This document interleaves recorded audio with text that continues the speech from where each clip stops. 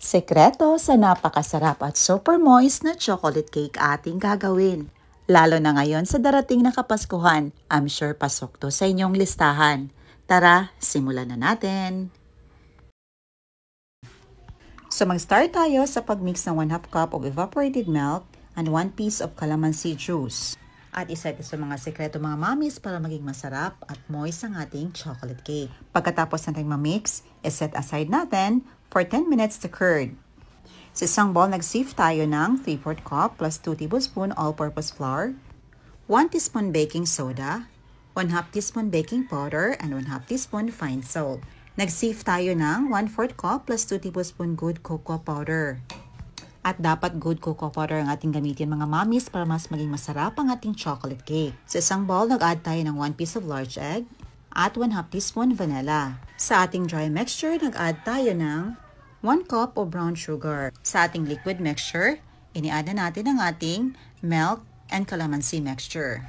Mix to fully combine.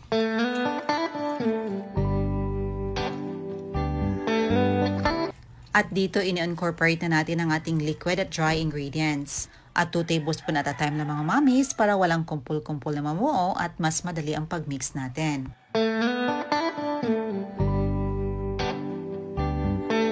At mga mamis, ito ang isa sa mga sekreto para mas maging mapamoist pa natin ang ating chocolate cake. Gagamit tayo ng 1/2 cup of hot water. At para mas mapa-enhance pa natin ang flavor ng chocolate cake, gagamit tayo dito ng instant coffee. 1/2 teaspoon lang ang ating gagamitin. I-mix natin ito sa hot water. After natin ma-mix, naging ganito na ang mixture natin, naging malabnaw na. Mag-add tayo dito ng 1/4 cup of oil. Olive oil ang aking ginamit mga mamis, but any kind of oil ay pwedeng gamitin. Sa recipe nito, gagamit tayo dito ng 4x3 inches round pan. Nag-grease lang tayo ng oil nito para hindi didikit ang ating cake. Lulutuin natin ang ating cake sa kawali mga mamis. Yes po, sa kawali natin lulutuin at hindi na tayo mag-add ng water nito. Naglagay lang tayo ng panangga para hindi direkta ang ating baking pan sa ating kawali. Pinipreheat lang natin ng 5 minutes. After 5 minutes, isalang na natin ang ating mixture. Bake for 25 to 30 minutes over low heat. Yes po, low heat lang po mga mamis para hindi masunog ang ating cake. After 28 minutes, ito na itutpick test natin. And when it comes out clean, that means luto na ang ating cake.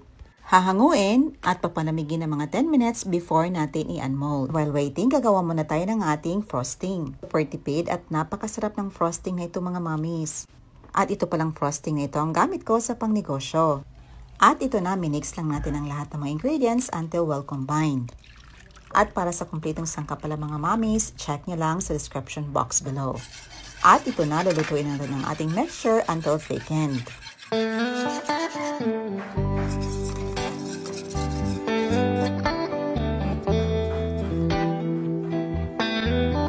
After a few minutes, ito na, nag-thicken ang ating mixture.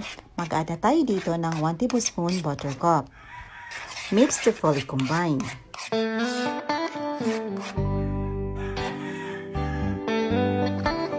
At ito na, napalamig na natin ang ating cake ng mga ilang minuto. Ready na for frosting. Ang ganda na pagkaluto ng ating cake mga mamis at same lang talaga sa oven. O diba, pwede na tayong magluto ng cake na kahit walang oven. At para mag-even naman ang top nito, kinakat lang natin ang excess part ng ating cake. At ready na para mag-frosting tayo mga mamis. Napakadali lang pong gawin ito at very easy lang po ang ating gagawin. Ito na ang ating chocolate fudge frosting na ginawa natin kanina or niluto natin kanina. Tips lang po mga mamis ha, mas best na ilagay nyo ating frosting habang mainit-init pa para makagawa tayo ng shiny and glossy effect sa ating cake.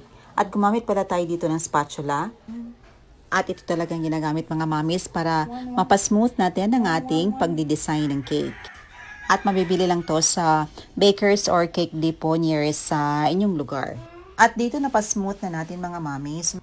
Mag-add na tayo ng design nito. Dito gagamit lang tayo ng marshmallow mga mamis kasi ito lang available natin. At kinat na natin to small parts ng ating marshmallow at dinisign natin sa ibaba ng ating cake.